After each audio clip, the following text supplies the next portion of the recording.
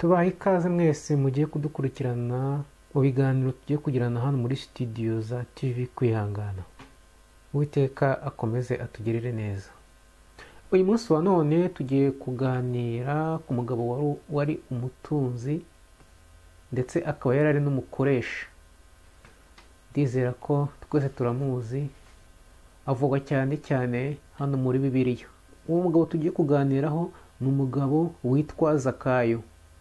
Uwo mugabo Zakayo yari atuye mu mujyi i Yeriko, ndetse kandi muri uwo mujyi hari hatuye n'abandi bantu benshi cyane, kandi muri uwo mujyi hari hatuyemo n'abakoresha, kandi n'abakoresha n'uwo mujyi biberagamo, harimo na Zakayo.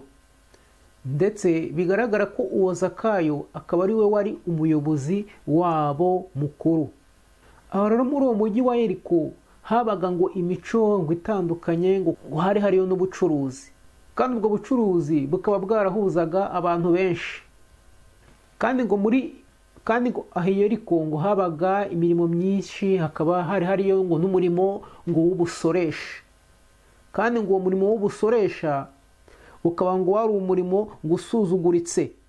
Ni umurimo wafatwaga nk'umurimo usuzuguritse, kuko wafatwaga nk'ubwambuzi ndetse no kwiba, ndetse no gukora ubwambuzi hagamije kugira ngo bagwize imifuko yabo, kugira ngo buzuze imifuko yabo gusa. Nuko igihe kimwe uwo mugabo wari mukuru w'abasoresha b'ikoro, uwo mugabo witwa Zakayo aza kumva inkuru za Yesu, inkuru z'ibya Yesu. Kandi izo nkuru za Yesu yari amaze igihe kinini cyane azumva, igihe kitari gitoya cyane. Nuko nawe aza kugira amatsiko zo kujya kwirebera Yesu amenye uwo ari we. Uko kumwirebera kwari ukugenda bakibonanira imbona nkubone.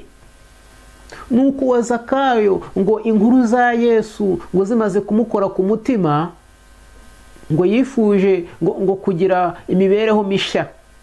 Nuko uwo Zakayo amaze kumva neza ubutumwa bwa Yesu Kristo, yahise amenya ko aramutse asabye imbabazi ashobora kuzihabwa.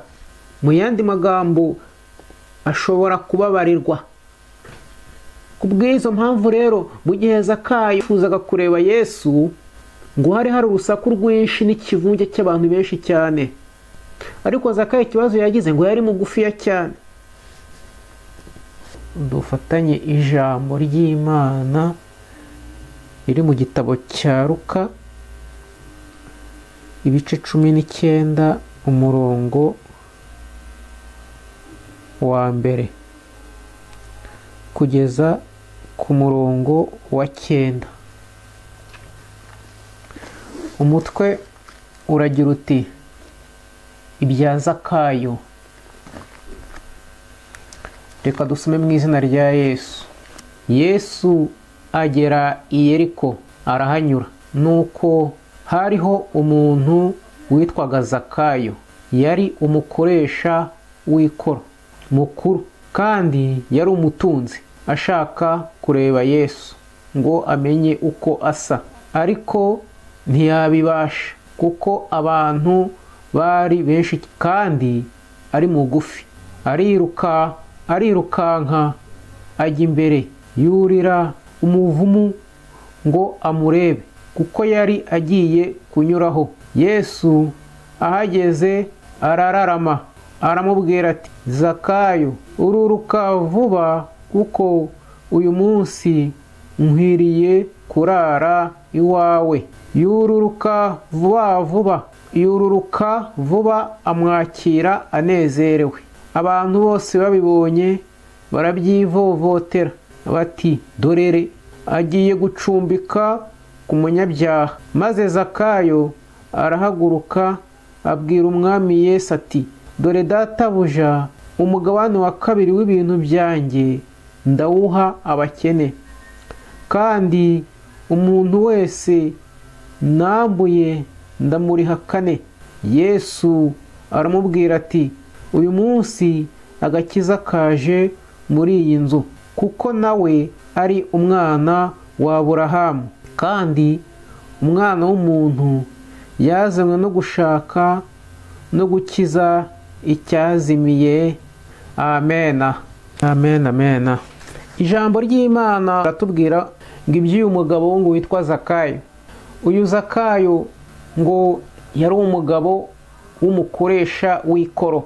Mu yandi magambo, Zakayo niwe wagendaga uhoza mu isoko. Zakayo uyu nguyu yari umutunzi, yari umukire, ariko ibyo yari afite byose nibyo yaragiye ahoza.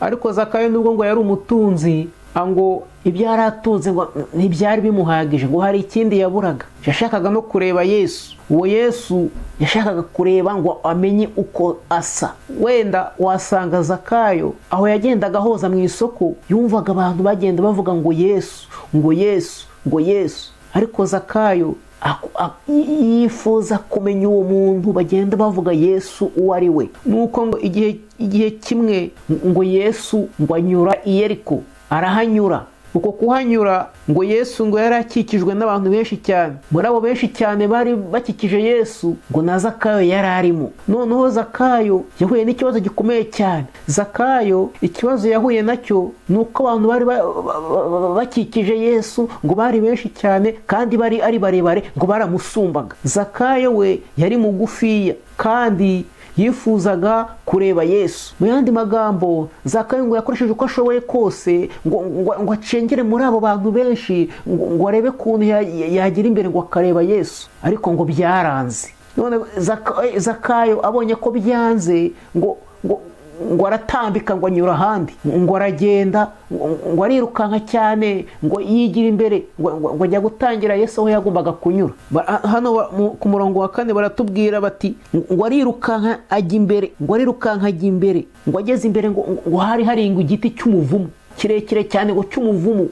Zakayo ngo aracyurira ahacungira Yesu. Yesu nawe ahageze muri icyo giti, kuri icyo giti cy'umuvumu ngo hari ukuntu yararamye gutya, arararama ngo abona Zakayo, ngo ari hejuru mu giti.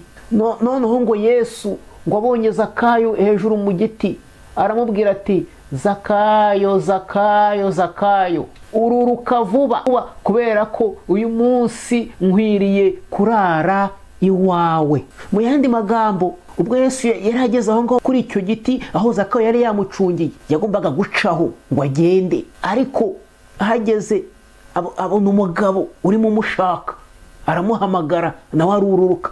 Uko Zakayo yahamagawe nawe ngo ntiyatinze kumanuka, ngo nawe ngo yamanutse ngo vuba vuba cyane ngo yiruka ngo asanganira Yesu. Ngo Yesu nawe amugeze mu biganza bye ngo mwakira nezerewe. Ba bantu benshi bari kumwe na Yesu ngo ntago byakiriye neza, ngo ntago byabanejeje, ntago byabaguye neza. Ba bantu aho kugira ngo babinezerewe ahubwo ngo barabyivuvuteye, batangira kwitotomba. Batangira kuvuga ati ngo dorere, yoho, ngo doratagiye ngo agiye gucumbika ku munyabyaha. Nuko Zakayo nawe amaze kwakira Yesu, amwakiriwe mu mutima we, nawe hari ijambo yavuze. Nawe ngo yarahagurutse ngo abwira Yesu ati, kandi ngo yamubwiye amagambo akomeye. Yaramubwira ati ngo dore databuja, ngo umugabane wanjye ngo wa kabiri w'ibintu ntunze ngo ndawuhereza ngo abakene. Ntabwo byarangiriye aho. Zakayo yarakomeje aravuga ati ngo kandi, ayongeraho ngo kandi, ngo umuntu wese ngo nambuye ndabimuriha 4, ndabimuriha inshuro 4. Haleluya. Mu yandi magambo hano Zakayo avuga ati, ngo nambuye ngo ndabimuriha inshuro 4. Mu yandi magambo biravuga ko Zakayo birashoboka ko ubwo yagendaga ahoza mu isoko yongeragaho n'ibye, yongeragaho ibyo bitari ngombwa. None mu gihe yakiza biba ngombwa ko ajya gusubiza bya bindi yagiye yambura abantu ubwo yagendaga ahoza. Nuko ubwo ngo Zakayo amaze kuvuga ko ngo umugabane wa kabiri ngo w'ibyo atunze ko ari ubihereza abakene, akavuga ko n'uwo yambuye ngo ari murihe inshuro 4, yarongera aravuga ati, Yesu nawe yahise amusubiza aramubwira ati, yaramubwiye ati ngo Zakayo, uyu munsi agakiza kaje muri iyi nzu, kuko ngo nawe uraba mu muryango wa Aburahamu. Yesu yongera hepfo ku murongo wa 10 aravuga ati, kandi umwana w'umuntu yazanywe no gushaka no gukiza icyari cyarazimiye. Uwiteka Imana arashaka wowe utari wakira agakiza, arashaka wowe ngo nawe umwegere, arashaka wowe ngo nawe umube hafi kugira ngo agukize. Mu gusoza, reka dusozereze mu ijambo riri muri Ezekiyeli ibice 33 umurongo wa 15, turasoma tugeze ku murongo wa 16. Reka dusome mu izina rya Yesu. Umunyabyaha nagarura ibyo yahaweho ingwate, akagarura ibyo yibye, akagendera mu mategeko ahesha ubugingo ntakore ibibi, akagendera mu bugingo ntakore ibibi, kubaho azabaho, ntabwo azapfa. Ibyaha bye byose yakoze nta na kimwe kizamwibukwaho, nta na kimwe kizamwibukwaho yakoze. Ibyo gukiranuka bihwanye n'amategeko, kubaho azabaho. Amen. Umukiza yabwiye Zakayo ati, uyu munsi agakiza kaje mu nzu.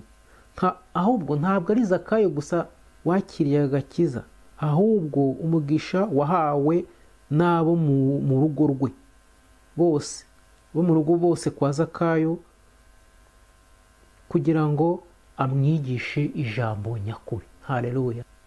Kandi ngo ahugurire ab'inzu ye iby'ubwami bw'Imana. Murakoze rero kudukurikira, kandi Uwiteka rwose akomeze atwigishe anadusobanurire. Murakoze, naho ubutaha.